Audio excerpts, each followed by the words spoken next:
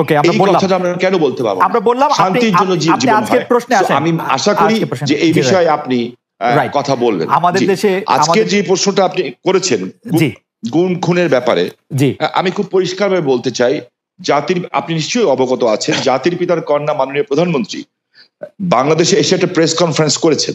এই প্রেস কনফারেন্সে উনি গুম প্রসঙ্গে জাতির পিতা, আমি পেপারের কাটিং থেকে বলছি, মানে রেকর্ড করে বলছি, গুম প্রসঙ্গে জাতির পিতা কন্যা শেখ হাসিনা বলেন, কয়েকটি আন্তর্জাতিক সংস্থা গুম খুন নিয়ে কথা বলে, গুমের হিসেবে দেখা যায় গেল সবচেয়ে বেশি গুম জিয়াউর রহমানের আমলে, তারপর থেকেই তো চলছে। আমরা যখন তালিকা চাইলাম ৭৬ জনের নাম দেওয়া হলো, এর মধ্যে এমনও আছে আরেকজনকে শায়েস্তা করতে মাকে লুকিয়ে রেখেছে, কেউ বোনকে লুকিয়ে রেখেছে, আবার দেখা গেছে একজন ঢাকা থেকে চলে গেলে। প্রধানমন্ত্রী শেখ হাসিনার বক্তব্য কি আপনার বক্তব্য? প্রধানমন্ত্রী শেখ হাসিনার বক্তব্য কালকে আমরা শুনেছি, আমরা রিপোর্ট করে শেষ করে দিলে। জি জি জি, আপনি শুনেছেন, আপনার সমস্ত দর্শক তো শুনে নেই, তাই না? তো ভারতে পলাতক আছেন, এটা কেমন করে হয়? এমনও হয়েছে যে তালিকায় নাম আছে কিন্তু লুকিয়ে আছে যুক্তরাষ্ট্রে, সেই বিষয়গুলো আমরা তাদের সামনে তুলে ধরেছি। সো মাননীয় প্রধানমন্ত্রী রাষ্ট্রনায়ক, উনি আমার নেত্রী, ওনার যে বক্তব্য, সেই বক্তব্যের সাথে দ্বিমত করার কথা তো নাই। যেমন বিএনপির নেতা সালাউদ্দিন সাহেব, ওনাকে গুম করা হয়েছে, খুন করা হয়েছে বলা হলো, ঠিক আছে, তো বিএনপি নেতা সালাউদ্দিন সাহেবকে তো পাওয়া গেল ভারতে।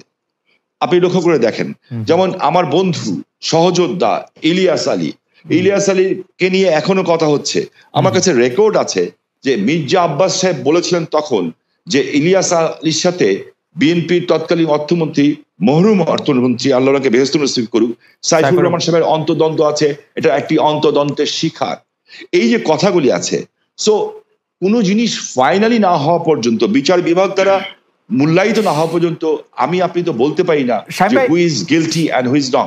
শামীম ভাই, আমি আপনাকে একটু, আপনি যদি বলেন খুনের কথা, জি বলেন। জি, আপনি নজরুল ইসলাম সহ নারায়ণগঞ্জের র্যাবের ক্ষেত্রে আপনি স্পষ্ট বলেছিলেন যে র্যাব এরকম অনেক কাজ করছে, নারায়ণগঞ্জে করছে। জি, সেটি আপনি একটু যদি বলেন যে আপনি এখনো এরকম মনে করেন। আমি বলতে চাচ্ছি, দেখেন, যখন নারায়ণগঞ্জে 7 মার্ডার হলো, আমি কিন্তু উইদিন 45 মিনিটসের মধ্যে, 45 মিনিটের মধ্যে দেশের সর্বোচ্চ জায়গায় আমি এই খবরটা পৌঁছেই দেই, কারণ আমার কাছে খবর এসেছিল যে এই ঘটনা র্যাব দ্বারা সংগঠিত হয়েছে, র্যাবের কিছু মানুষ দ্বারা সংগঠিত হয়েছে, এই মেজর আরিফ সহ এরকম যারা আছে। হ্যাঁ, এবং আমি বিষয়টাকে আগের থেকে আজ করছিলাম যে এরকম কিছু একটা ঘটনা ঘটতে পারে, বিকজ তারা ডিস্ট্র্যাক্ট হয়ে গেছিল। ডিস্ট্র্যাক্ট হয়ে, যেহেতু আমি এলাকার মানুষ, আমাকে সবকিছু খবর রাখতে হয়, এবং আমি স্বরাষ্ট্রমন্ত্রী মহোদয়কেও জানিয়েছিলাম বিষয়টা যে something is going on, but এত বড় দুর্ঘটনা হবে এটা আমি বুঝতে পারিনি। কিন্তু দেখেন, যখন এই ঘটনা ঘটলো, আমি কিন্তু আমার ভয়েস রেজ করেছি, এবং এই জন্য আমার জীবনের শঙ্কা ছিল, কিন্তু আমি সমর্থন পেয়েছি কার? আমি সমর্থন পেয়েছি জাতির পিতার কন্যা মাননীয় প্রধানমন্ত্রী শেখ হাসিনার। এবং তখন যখন র্যাবের যারা ঊর্ধ্বতন কর্মকর্তা ছিলেন, তারা আমাকে তখন ভুল বুঝেছিলেন, কিন্তু 48 ঘন্টা পার হতে হতে ওরা যখন তদন্ত করে দেখলেন যে আমার কথা সত্য, তার পরিণতিতে কিন্তু সাবজেক্ট এইটা যে খুন হয়েছে এটা সত্য, এটার চেয়েও বড় সত্য হচ্ছে এত বড় বড় উচ্চ পদস্থধারীরা এখনো কিন্তু জেলখানায় আছেন, এবং অনেকের যাবজ্জীবন হয়েছে, অনেকের ফাঁসি হয়েছে। শামীম ভাই, আপনাকে শুধু প্রশ্নটি করে অপরাধ হবে, কিন্তু বিচার হবে কিনা সেটি দেখার বিষয়। শামীম ভাই, আপনাকে প্রশ্নটি করে রাখি, আমি ফারুক ভাইকে শুনে এসে আপনাকে শুনবো। প্রশ্নটি হচ্ছে যে আপনি নারায়ণগঞ্জের 7 মার্ডারের ক্ষেত্রে যেরকম ভয়েস রেজ করেছিলেন, আইন শৃঙ্খলা রক্ষাকারী বাহিনীর সর্বোচ্চ কর্মকর্তা যারা ওইখানে নারায়ণগঞ্জে ছিলেন তাদের সবার বিরুদ্ধে এরকম কোনো সিচুয়েশন আর এই গত 4-5 বছরে হয়েছে কিনা যে আপনি ভয়েস রেজ করতে পারতেন? জনাব শামীম ওসমান, আপনার নিশ্চয়ই মনে আসে একরামুল বলে চট্টগ্রামের একজন কাউন্সিলর, তার মেয়ে যখন বলছিল বাবা তুমি কান্না করছো যে, এবং তারপরে যখন তাকে গুলি করে হত্যা শব্দ আমরা শুনলাম, সেই সময়ের মধ্যে কিন্তু আমরা অনেকেই বলছিলাম যে এইখানেই এটি শেষ হওয়া উচিত, কিন্তু এটি আসলে শেষ হয় নাই। জনাব শামীম ওসমান। জি, আমি আপনার সাথে 100% একমত। আমি কোনো অবস্থাতে একজন মানুষ হিসাবে, পৃথিবীর 800 কোটি মানুষও যদি চায় একজন মৃত মানুষকে জাগিয়ে তুলবে, তা তো জাগিয়ে তুলতে পারবে না, তাই না? তো একজন মানুষকে আমি গুম করে দিব, খুন করে দিব, এই বিষয়টাকে আমি একজন মানুষ হিসাবে, আমি যদি মৃত্যু হয়ে যায় আমার, আমি কোনোদিন এটাকে সাপোর্ট করব না। এবং অতীতে কে কি করেছে সেই জন্য আমাকে একই পথে চলতে হবে, আমি সেটাকেও মনে করি না। আমি আমি আমি আমাদের সজীব ওদের জয় একটা ফেসবুকে এই যে আমেরিকা গত 2 দিন আগে একটা স্ট্যাটাস দিয়েছেন, 3-4 দিন আগে। বিএনপি জামাতের সরকারের 100 দিনের সন্ত্রাসী কার্যকলাপে নিহতের সংখ্যা ছিল 100 দিন, মাত্র 100। এবং যা দিয়েছেন উনি সব কয়টা হলো মিডিয়ার থেকে নেওয়া। আমার হাতে কাগজগুলি আছে এবং এগুলি সব মিডিয়ার থেকে দেওয়া। এবং উনি ওইখানে বলেছেন 100 দিনে নিহতের সংখ্যা ছিল 1200, ধর্ষণের ঘটনা গড়ে প্রতিদিন 4টি, খুনের সংখ্যা গড়ে প্রতিদিন 6 জন। থানার ওসিও নিজের জান বাঁচাতে জিডি করেছিলেন। হ্যাঁ, এখন আমি এই কথা দিয়ে এটা প্রমাণ করতে চাই না যে ওনারা করেছেন দেখে আমাকে করতে হবে, এটা আমি বলতে চাই না। অফকোর্স ইলিয়াস আহমেদ চৌধুরীকে আমি চাই রাষ্ট্রের দায়িত্ব, কিন্তু সাহেব বিএনপির কথা এখানে না থাক, আপনি আমাকে বলেন তো যে গত 20 বছরের মধ্যে এরকম কখনো হয়েছে যে আন্তর্জাতিকভাবে বাংলাদেশের যারা বাহিনী আছে তাদেরকে এই গুম খুন তারপরে হচ্ছে বিচার বহির্ভূত হত্যাকাণ্ড তাদের জন্য আসলে স্যাংশন দেওয়া হয়েছে, প্রশ্ন তুলেছে, এরকম 20 বছরের মধ্যে এরকম ঘটনা কখনো ঘটেছে নাকি আন্তর্জাতিক সম্প্রদায়? এইটার উত্তর কিন্তু আমাদের সাবেক আইজিপি সাহেব, আপনি যে প্রশ্ন করেছেন ডক্টর বেনজির আহমেদ, উনি কিন্তু খুব আমেরিকাতে বসেই এই প্রশ্নের উত্তর দিয়েছেন এবং উনি 3টা লবিস্ট ফার্মের নামও বলেছেন এবং এই লবিস্ট ফার্মের মাধ্যমে কিভাবে এই তথ্য বিকৃত করা হয়েছে সেই কথাটাও কিন্তু উনি বলেছেন। এখন দেখেন, এইখানে কথা বললে তো অনেক কিছু বলা যায়, আন্তর্জাতিক মাধ্যম যা বলবে তা বেদবাক্য, আর আপনি আমি যা বলবো তা অসত্য। কিন্তু সাহেব আপনি আমি যা বলবো তা অসত্য বা বেদবাক্য না হলো মানে আমাদের কি খালি সরকারের কথাই বিশ্বাস করতে হবে? আমরা বিএনপির কথাও বিশ্বাস করতে পারবো না, কোন মানবাধিকার সংস্থার কথা বিশ্বাস করবো না, বিদেশের কথা বিশ্বাস করবো না, আমাদের খালি সরকারের কথাই বিশ্বাস করতে হবে? আমরা যেটা চোখে দেখবো এবং যেটা বুঝবো সত্য, আমরা সেটাকেই বিশ্বাস করব এবং সেটাকে বিশ্বাস করা উচিত। আমি আপনাকে একটা জিনিস স্পেসিফিক্যালি বলতে চাই খুব পরিষ্কার ভাবে, আমি একজন হিউম্যান বিং হিসাবে আমি কোনো ধরনের হত্যাকাণ্ডকে আমি সমর্থন করি না এবং করা উচিত, তাহলে আমি মানুষ হিসেবেই গণ্য হব না। এখানে একটা লিস্ট আছে আমার কাছে, বিশাল লিস্ট।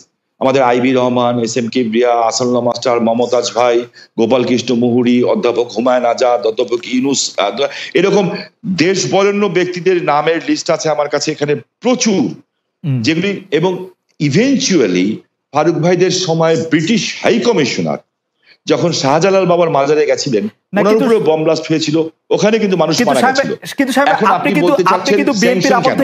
আপনি কিন্তু বিএনপির আমল থেকে আসতেই পারতেছেন না, আপনি বিএনপির আমলেই থাকতেছেন, আপনি এই আমলে আসেন যে আমলের মধ্যে জাতিসংঘ হচ্ছে বাংলাদেশের 4 জন বাহিনী প্রধানকে আসলে স্যাংশন দিয়েছে, জাতিসংঘ প্রত্যেকবার বলছে এটার কথা, আন্তর্জাতিক মানবাধিকার সংস্থাগুলি বলছে, বাংলাদেশের আওয়ামী লীগ ছাড়া সবাই বলছে।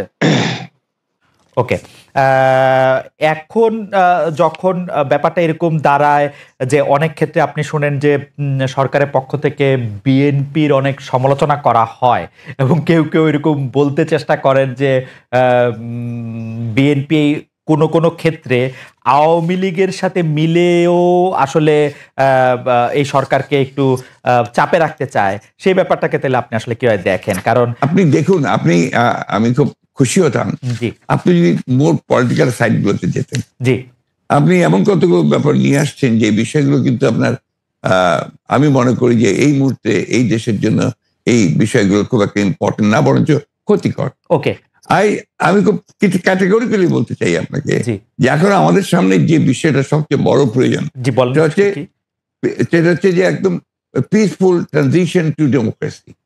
এটা হচ্ছে সবচেয়ে বড় প্রয়োজন। তার জন্য যে সংস্কারগুলো করা দরকার সেই সংস্কার করার জন্য সময়টুকু নেওয়া, আমরা ওই দিকে যেতে পারলে আমরা মনে করি যে জাতির যে চ্যালেঞ্জ মোকাবেলা করছে সেটাকে বহুলাংশে সম্ভবভাবে নেওয়া, একই সঙ্গে আমরা সামনের দিকে এগিয়ে যেতে পারবো। তাহলে কি আপনি সংস্কার নিয়ে একটু কথা বলবেন? কিন্তু আমি আসলে সংস্কার নিয়ে যখন কথা বলতে চাই তখন তো আসলে একটা টাইমলাইন আমার জানতে হবে যে আসলে আপনার সংস্কার আপনার জানতে হবে, কিন্তু আমি তো দিতে নাও পারি। জি জি জি জি, সেটি আপনার জানাটা তো আমার কাছে খুব বেশি ইম্পর্টেন্ট না। ওকে, তাইলে আপনার কাছে ইম্পর্টেন্ট এখন হচ্ছে যে মানে কোনটা, যে এই সরকার? আমার কাছে আমি খুব পরিষ্কার করে বলেছি, আমি মনে হয় যে আমি কোনো অস্পষ্ট নেই।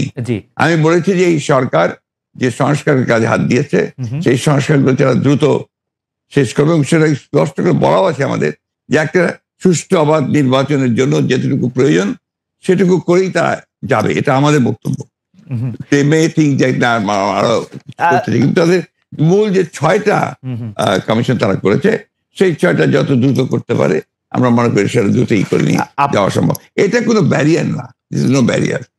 ওকে, আপনি কি মনে করেন যে নির্বাচন সুষ্ঠু করার জন্য সংবিধানে উপপ্রধানপতি, উপরাষ্ট্রপতি, 2বারের বেশি প্রধানমন্ত্রী না হওয়া, সংসদ উচ্চকক্ষ, এগুলি খুব গুরুত্বপূর্ণ? মানে এগুলি না, আপনি জিনিসটার ব্যাখ্যাটা বোধহয় এমন মনে হয় যে আপনি আপনার মতো করে দিচ্ছেন। আমরা যেটা সবাই আমরা যেটা লক্ষ্য করেছি সেটা আমরা দেখেছি যে আপনার বাংলাদেশের যে রাষ্ট্র কাঠামো, যেটা বারবার পরিবর্তন হয়েছে 72 সাল থেকে আপনার কিছুদিন আগে পর্যন্ত শেখ হাসিনা সেটাকে আপনার তছনছ করে দিয়েছে। এটাকে একটা স্ট্রাকচার আনা দরকার। আগেরটাই যে থাকবে তার তো মানে নেই। আমরা মনে করেছি এই কাজগুলো হলে এটা আরো সুন্দর হয়, যে কারণে আমরা আমাদের মতো করে আমরা 31 দফা দিয়েছিলাম। সেই 31 দফার প্রেক্ষিতে আমরা এই বিষয়গুলোতে আমরা এসেছি। আমরা রাষ্ট্রপতি, প্রধানমন্ত্রীর আপনার ক্ষমতার ভারসাম্য সেটাকে রক্ষা করতে চেয়েছি, এবং একই সঙ্গে আমরা মনে করেছি যে উপরাষ্ট্রপতি হলে সেখানে আরেকটা ব্যালেন্স তৈরি হয়। আমরা মনে করেছি যে আপনার উপপ্রধানমন্ত্রী হলে সে আরেকটা ব্যালেন্স তৈরি হয়, একটা মন্ত্রীদের মধ্যে, প্রধানমন্ত্রীদের মধ্যেও ক্ষমতার ভারসাম্য সৃষ্টি হয়। Democracy and the parliament form of democracy, এটা তো আপনার কারো কাছে সুনির্দিষ্ট একক ব্যক্তিরাতে ক্ষমতা থাকে না, right? Parliamentary form of democracy বেশি করে, সেই জিনিসটাই আমরা করার চেষ্টা করেছি। আপনি আসলে এটি আমাদের স্বীকার করতেই হবে যে আপনি বরাবরই এই ব্যাপারে কনসিস্টেন্ট। আপনি সারা এই ব্যাপারটি এমন কি অগস্টে শেখ হাসিনা পালিয়ে যাওয়ার পর সেই অগাস্ট থেকে আপনি বলে আসছেন যে আওয়ামী লীগকে বাদ রেখে নিষিদ্ধ করে নির্বাচন, গণতন্ত্র ঠিকঠাক চর্চা হবে না। আমি প্যারাফ্রেজ করছি, correct me if I am রং। প্রধান উপদেষ্টা ডক্টর মোহাম্মদ ইউনূসও সম্প্রতি সরাসরি বলেছেন বিএনপি যেহেতু চায় না সেহেতু আওয়ামী লীগকে নিয়েই নির্বাচন হবে। আওয়ামী লীগ নিয়ে আপনাদের এই অবস্থানের কারণ কি? প্রতিপক্ষের নিষ্ক্রিয়তার আমার মনে হয় এই জায়গায় বলতে আমি বাধ্য হচ্ছি, যে প্রফেসর ইউনূস সাহেব সঠিক, আমরা যেটা বলেছি সেটা সঠিকভাবে তিনি প্রেজেন্ট করেন নাই। কারণ আমরা চাই, এ কথা আমরা কোথাও বলিনি।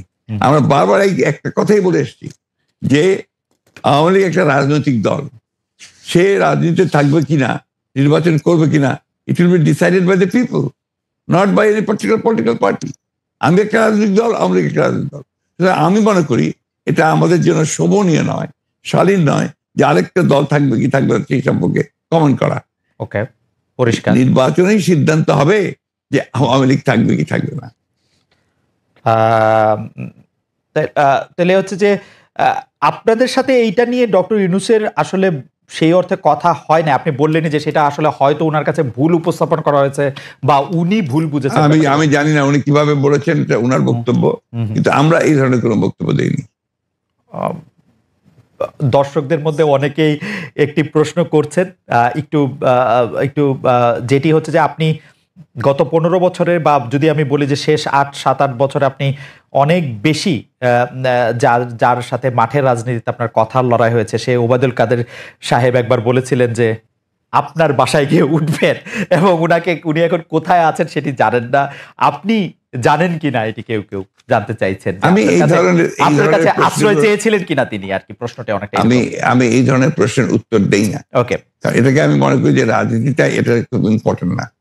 ওকে, ঠিক আছে, আমি নেক্সট প্রশ্নে যাই। প্রশ্নে যাওয়ার আগে আসলে আপনার একটি কোট নিয়ে আমরা দর্শকদের কাছে জানতে চাইছিলাম যে সংবিধান সংস্কার হতে হলে নির্বাচিত সংসদ দরকার বলেছিলেন জনাব মির্জা ফখরুল ইসলাম আলমগীর। এই অবস্থান সঠিক বলে মনে করেন কিনা? এই অবস্থান সঠিক বলে মনে করছেন শতকরা 35% দর্শক, শতকরা 65% দর্শক মনে করছেন যে এই অবস্থান সঠিক নয়। 75,000 দর্শকের মধ্যে ভোট দিয়েছেন। আপনি এটি নিয়ে মন্তব্য করলেও করতে পারেন। অনেকেই মনে করছেন যে আগে সংস্কার হওয়া উচিত, পরে নির্বাচন হওয়া উচিত। এই ব্যাপারটিতে কি আপনার কাছে মনে হয় যে এটিতে আসলে কোন একটা রেফারেন্ডাম দেওয়া উচিত, বা এটি আসলে? দেখুন, রেফারেন্ডাম দিলেও তো আপনার কনস্টিটিউশন অ্যাসেম্বলি লাগবে। রেফারেন্ডাম দিবে কে? আপনার মূল জায়গাগুলোতে আপনার ওইভাবে আলোচনা করতে আসলে না, আপনার যে আসলে এই সিদ্ধান্তগুলো নিতে হবে তো একটা ইলেক্টেড বডি, রাইট? সেই ইলেক্টেড বডি কনস্টিটিউশন অ্যাসেম্বলি হতে পারে, পার্লামেন্ট হতে পারে। আপনি সংবিধান যখন আপনি পাস করবেন, সেই সংবিধান পাসটা করবে কে করবে? Who is the authority? সংবিধান নিয়ে যখন কথা উঠলো তখন আরেকটা জনপ্রিয় কথা এরকম যে এই সরকারের আসলে সংবিধানের এত অনুগামী হওয়া দরকার ছিল না যে আসলে সংবিধানটাকে, আপনি কি এটা কেন সরকারের সংবিধান নিয়ে অনুগামী হওয়া দরকার ছিল না কেন? কারণ এটি ফ্যাসিস্ট হাসিনার সংবিধান, মানে যারা যেটি বলছেন সেটির কথা আমি বললাম আর কি। না, বিষয়টা তো হচ্ছে কি, ফ্যাসিস্টের সংবিধানকে আপনি বিপ্লব করে উড়িয়ে দেন, বাতিল করে দেন, সেটা আপনারা করেন নাই। সেটা তো এই সরকার করে নাই বা তারা করতে পারে নাই। এটা যদি আপনার বাতিল করে দিত, সংবিধানকে উড়িয়ে দিত, একটা বিপ্লবী সরকার গঠন করতো, তাহলে এই প্রশ্নগুলো আসতো। এখন এই প্রশ্নগুলো অবান্তর। এখন এই প্রশ্নগুলো করা মানেই হচ্ছে আপনার পিছন দিকে চলে যাওয়া এবং এটাকে ড্র্যাগ করা। আমি মনে করি এই আলোচনাগুলো খুব বেশি প্রয়োজন নেই। আচ্ছা, শুধু একটু এটা জানতে চাই যে এটা যে আসলে ওরা বিপ্লবী সরকার করতে পারলো না, তখন যে সংবিধানটাকে উড়াই দিতে পারলো, এর পিছনে কি কোনো কারণ আছে? আপনাদের কোনো পরামর্শ আছে বা ডক্টর? আমি জানি না তাদের আসলে একটা জিনিস আপনারা কেন ভুল করছেন।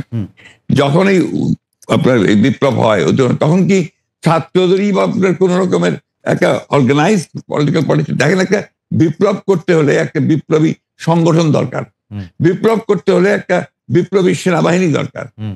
এই বিষয়গুলোতে আমরা সবাই যা যা খুশি বলে যাচ্ছি, যার যেমন খুশি। এটা ঠিক না তো। আপনার বাস্তবতা সব কথা বলতে হবে, তাত্ত্বিক কথার সঙ্গে সঙ্গে বাস্তবতা থাকতে হবে তো।